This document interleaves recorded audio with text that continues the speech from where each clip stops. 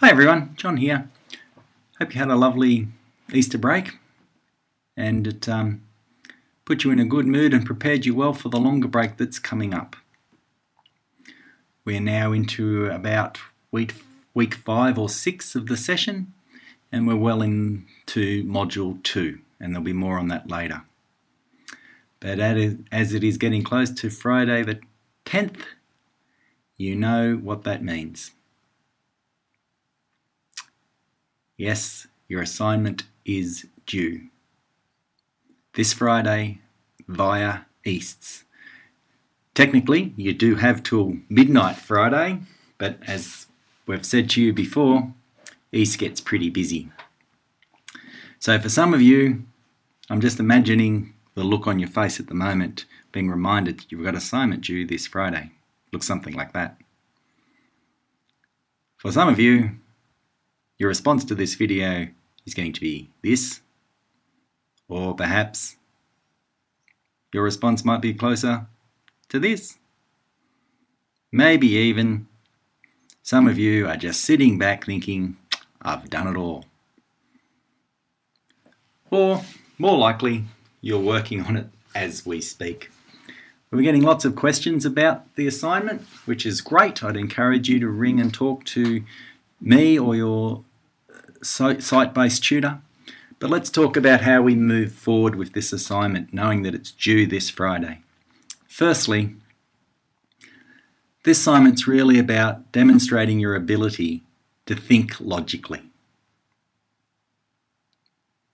and apply some scientific theory and understanding to dispel a misconception. Many of you are contacting us, which is great, saying you can't find anything on your specific topic. Well, that's to be expected. You will not find any peer-reviewed material on your particular misconception that you're focusing on. But you will find support for the overriding science principle that you're investigating.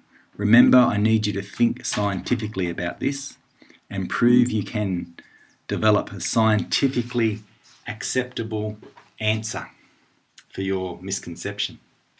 Folks, there are really no tricks here at all. I'd encourage you to sit and with the subject outline, whether you've started the assignment or finished it or haven't even thought about it, start with the subject outline and read the rationale for the assignment in the subject outline. It's really critical you get a good understanding of this.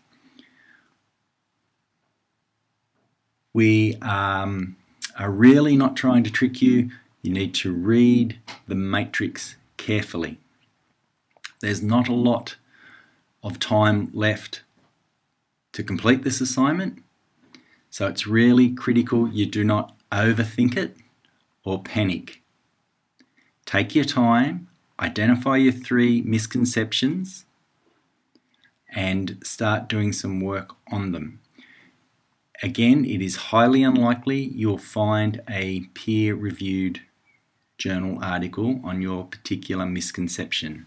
There's been lots written about misconceptions in science education generally, and they'll be helpful.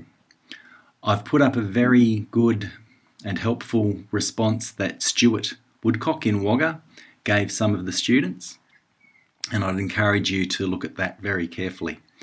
And Stuart just goes through a process of how he would go about looking for information about, dispelling the myth that if you eat your crust, you'll get curly hair.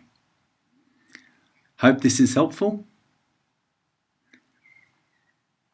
It's important that you do sit with the subject outline and just go through this and review this little video. There are no tricks. We're not trying to fail you. We're trying to give you an opportunity to prove that you can think logically and scientifically.